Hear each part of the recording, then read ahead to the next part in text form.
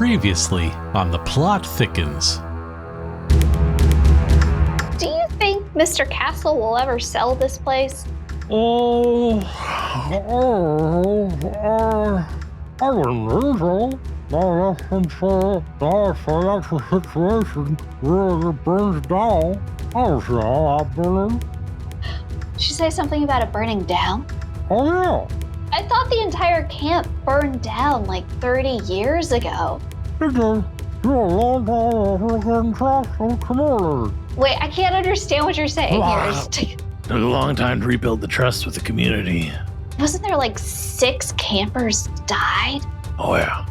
Yeah, 6 unfortunate souls. And they never found everyone's bodies? No, never did.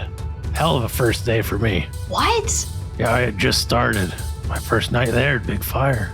They said they never caught the person who did it either. No, they never did. I can confirm that. They never did. Wow. Pretty tough. It's pretty tough. I mean, like 30 years ago, I guess there still wouldn't be enough like forensic evidence or anything back then. The 90s. No. No, I don't think so. Huh. 30 years ago, that was like, what, the 70s? No. No. Hello, friends. Welcome, one and all, hopefully all, to this, our amazing, brilliant, educational, entertaining podcast of glory. This is our +3 glory, if you're keeping track. This is our long form, and this particular iteration of it, we are at Camp Generick with all of our favorite camp individuals. Wait. Oh boy. I am playing Thomas Castle, the owner, proprietor, and general all-around nice guy of the camp. Jess is playing Mary Withers, most popular counselor at camp. Everybody likes her. Very happy, bubbly cheerleader, A type, and hates it there. Dave, like Edgar or Ed, grizzled groundskeeper, very jaded, sly, clever, knows all the inner workings. Might have been up to some shenaniganderies earlier. We don't know. And of course, last but certainly not least, John, playing Kevin Michaels, trust fund baby, there by court order, does not put up with anyone's anything, not even bullshit. He doesn't put up with their friendliness or their bullshit or their day-to-days. He puts up with nothing for any reason. So here we go. As the plot thickens.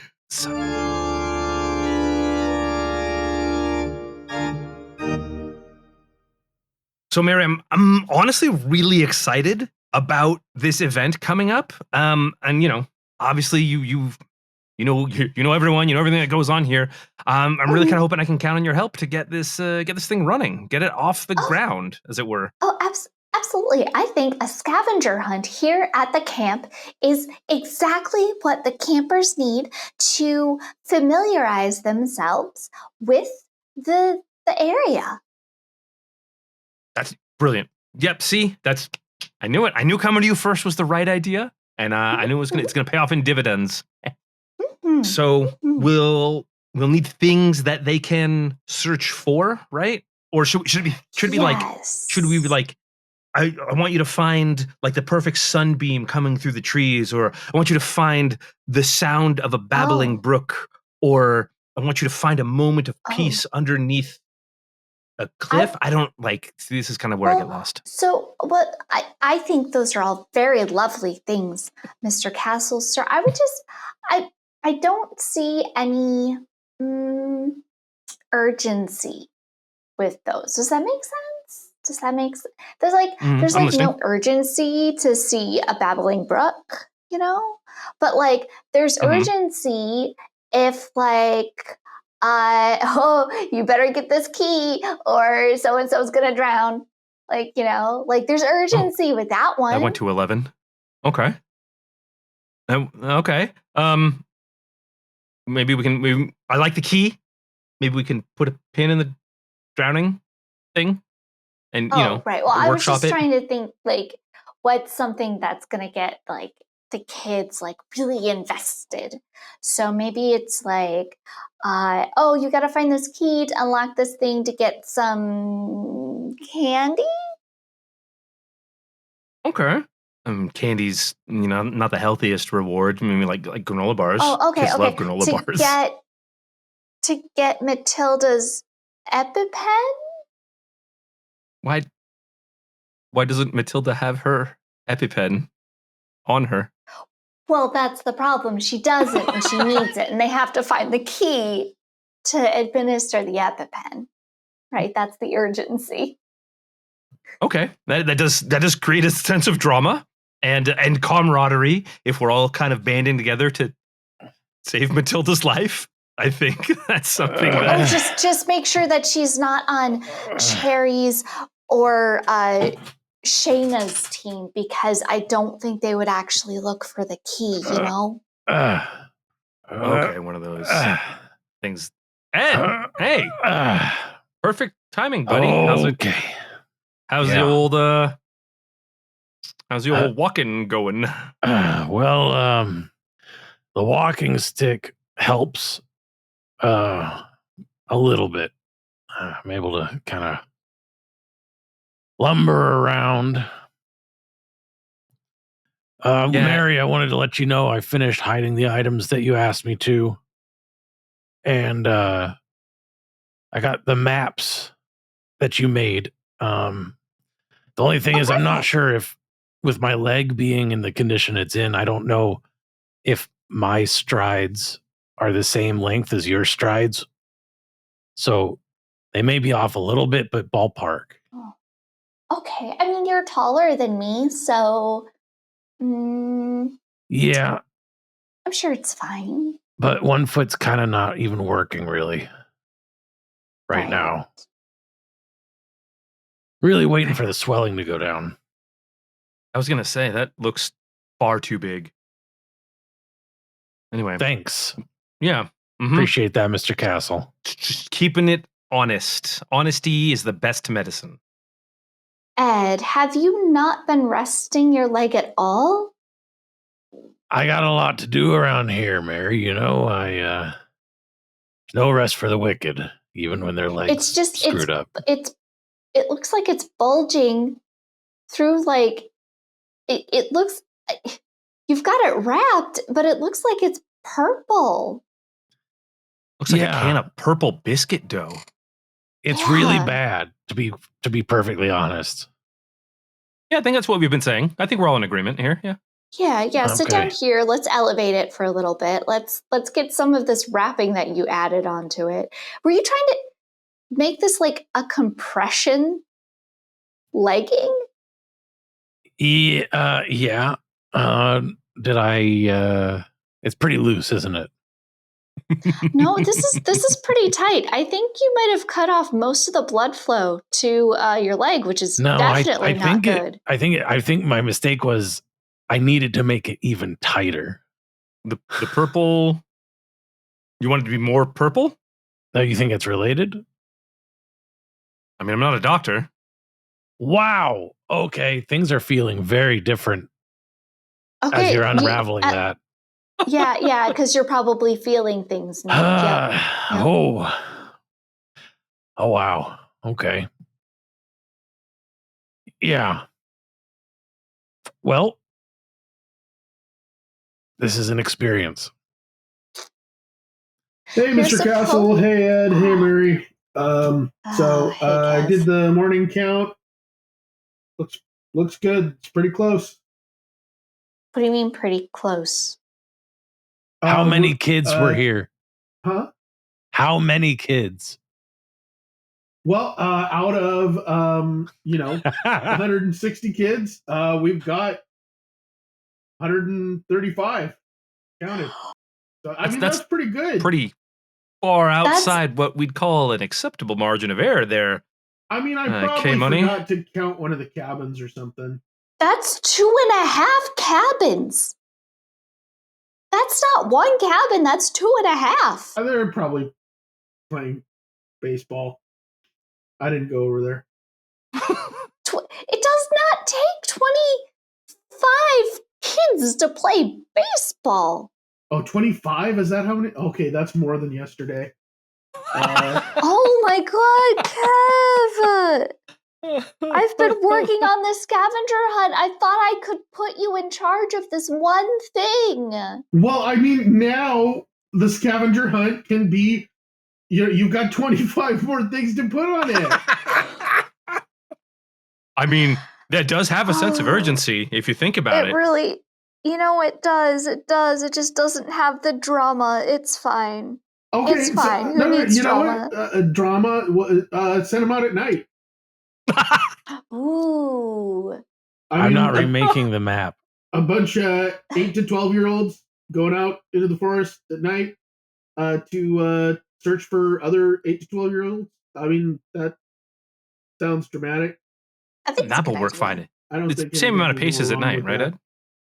Yeah, it's the same amount. This camp does abut wilderness. We've established that there are bears. Mm-hmm. Yeah. So they should find a bear. Yeah. Good idea, Ed. Mary, put that on the list. It's kind of... I mean... Come on, put it on the list. All right, I've said my piece. Like, if we put... Okay, so if we put a bear on the list, then that means they have to go to the cave. Uh-huh. Not necessarily. But if they have to go to the cave...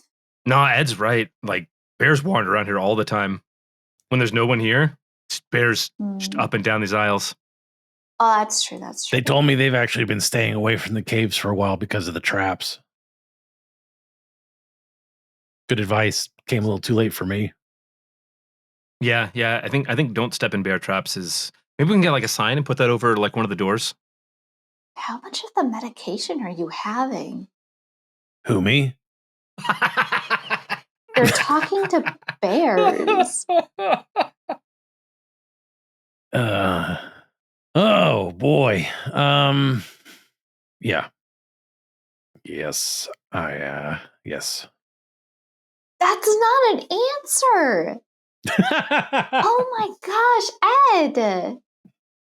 Also, what medication are you taking? The nurse should only be allowed to give you essentially baby Tylenol, which is kind of an oversight that we need to work on, but for now. Yeah, that's why Mary hooked me up.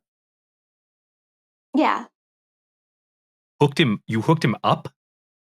Yeah, I got him some tramadol. Okay, Kevin, you know drugs, right? Huh? You know drugs, right? What is right?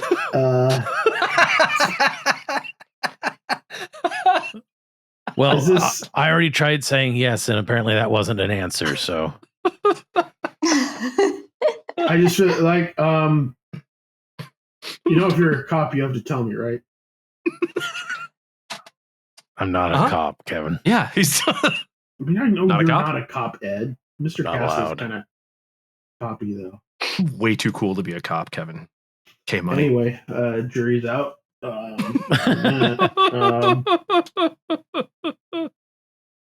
So what is he on? What is Ed doped up on?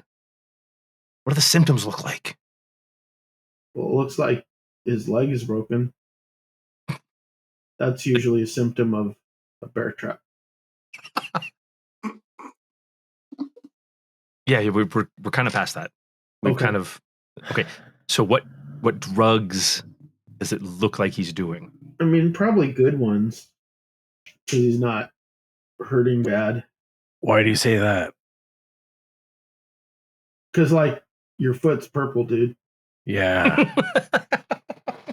Yeah. And it's shrinking.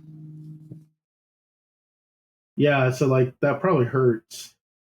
Yeah. Unless you're, like, taking the good stuff. Mary, where did you get the things with which uphooked you, Edgar? The tramadol? What is tramadol? It might come as a shock to you. I'm not very streetwise sometimes. Just do my best. It's like a general, like, pretty strong, pain reliever. I popped on down to the local vet, talked him up for a little bit, and I got some tramadol. It's pretty easy. They give it to dogs and cats all the time, and they give it to people all the time. So I figured, yeah, dogs and cats actually can't transact, so they usually give it to people. I had to transact with the vet. Gosh. Okay. It's fine. Okay. I mean, it's a controlled substance. It's all under control. I'm controlling it. Well, as long as you're not taking more than like a tablet a day. Let's see here. Let me read the instructions again. This is these are jelly beans. It's all for dogs, but you gotta multiply to your weight. Do you have to multiply by 7, or is it 9?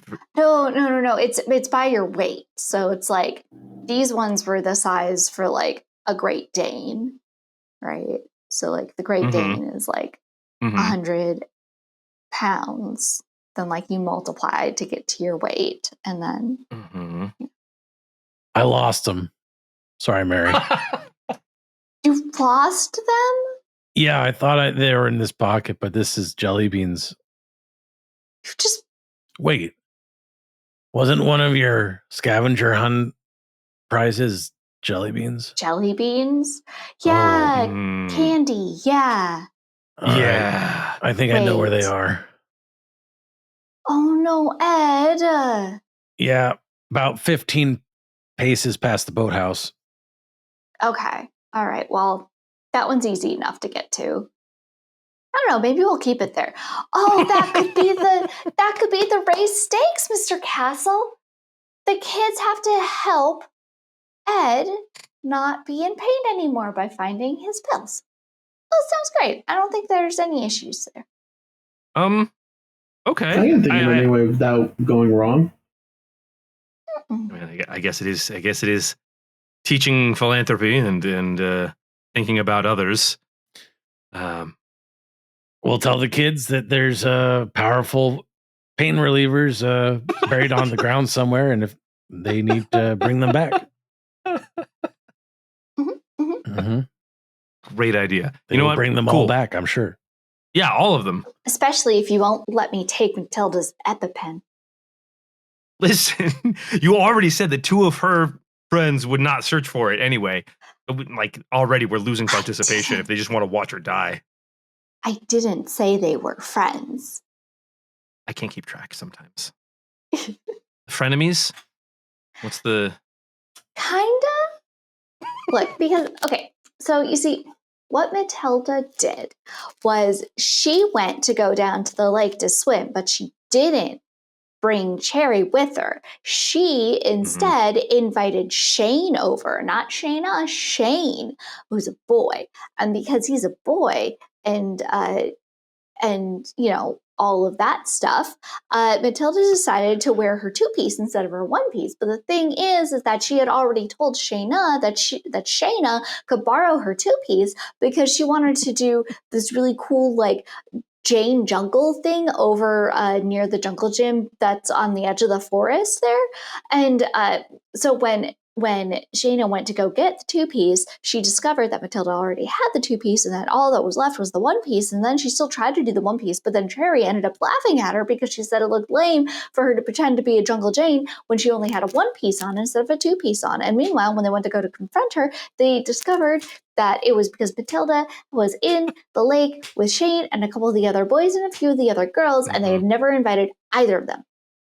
Am I dead? So you can see why we can't let them be on her team.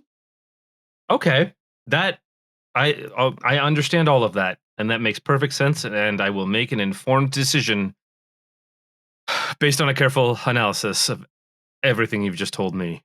I'm gonna practice a little delegation.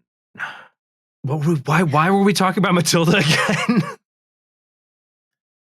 So, her EpiPen. Yeah, that's right. We don't want her to die. If the EpiPen thing is not a go, just gonna say, like, breakfast tomorrow is already peanut butter pancakes.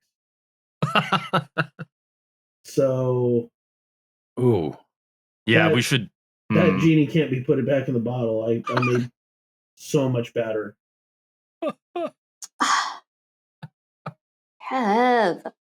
Okay, wait, hold on. Okay, there are 25 kids missing. Do you have any idea which cabin? Like which cabins? It was like one of the I like the ones over on the left. How many paces? I don't measure things in Chile. Oh God. You're not talking about the ones that over on the left that have the path that goes to the old quarry, do you? Oh yeah, that one. Yeah.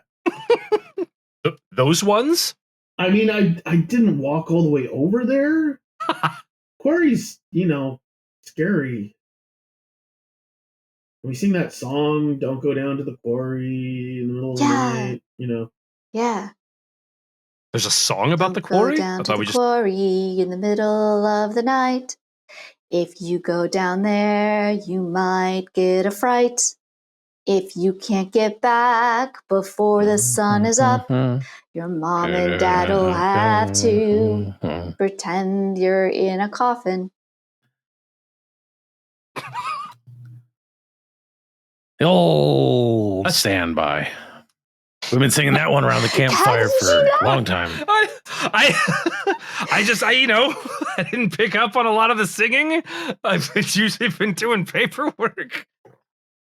But I guess I'll keep an ear out for people's parents pretending that their kids are in coffins. Did you not check?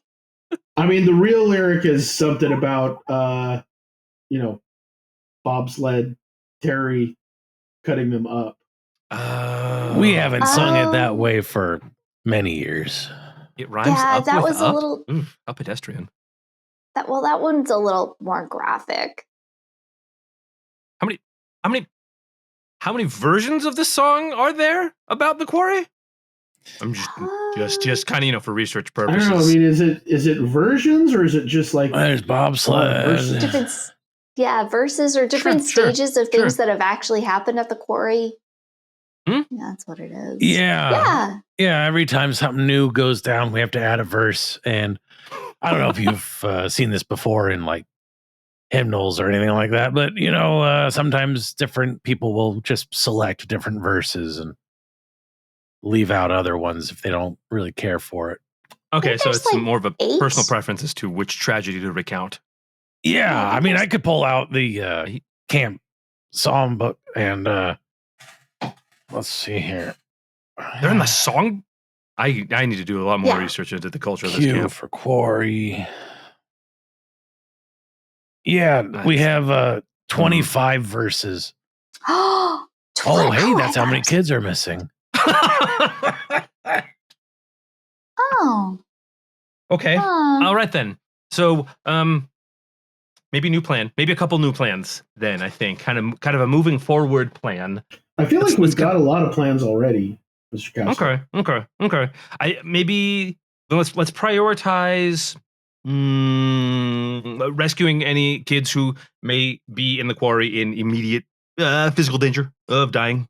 I mean, it's okay. I like that suggestion. Let's let's bump that one up to priority 1. Okay. That's good.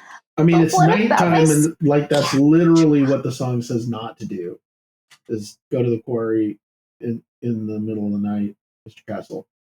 Like I'm cool with it. It's just like it seems like a rule, and you're like big on rules. So I want to make sure that you're okay with this being a thing that's against the rules, but we're doing it anyway. Okay. I know how rules are important. I do like rules. You're not wrong. You know all 45 of them. Yeah. Yep. And Mr. Castle, what about my scavenger hunt? I think we can ensure that the scavenger hunt continues when everyone is confirmed alive. Because, you got to have a full roster of alive campers. And, I mean, if some of them are dead already, then we're going to be hunting actual scavengers. Oh, that's true. That could be fun. We're never going to do this hunt. All these maps for nothing. Gonna find Timmy's eye. Fucking bobsled Terry. I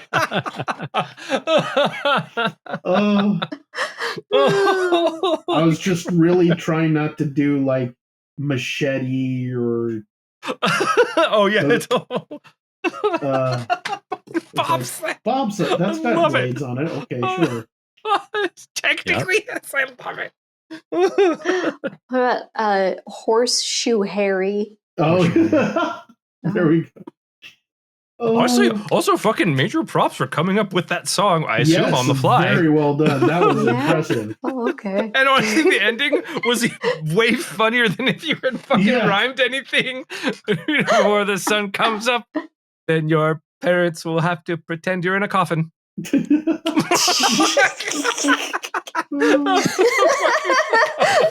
was so good, dude. Oh, man. Good stuff. Yeah. Well, gentle friends and listeners, we hope that tickled whatever part of your fancy remains after the surgery, and we hope that brings you back for more and more and more, just to get that one more bump of fancy tickle, because that's what we offer here. First one's free. And I hope you had a great time. And, thank you for hanging out and enjoying this with us, because it's a lot of fun, and we couldn't do it without y'all. So, come back next time for another episode of this or something else. Ooh, do we have another format? Oh, we might. You should go check it out. WastingAllTheTime.com. Oh, what was that? Oh, it must have been the wind. Anyway, thanks very much for showing up. My name has been Cody. I've been Dave. I've been Jess. And I was John. Heckin' how to Reno did we thicken that plot? I don't know what's going on with that. Thanks very much, everyone. We appreciate you. But thanks ever so much. Goodbye. Good night, folks.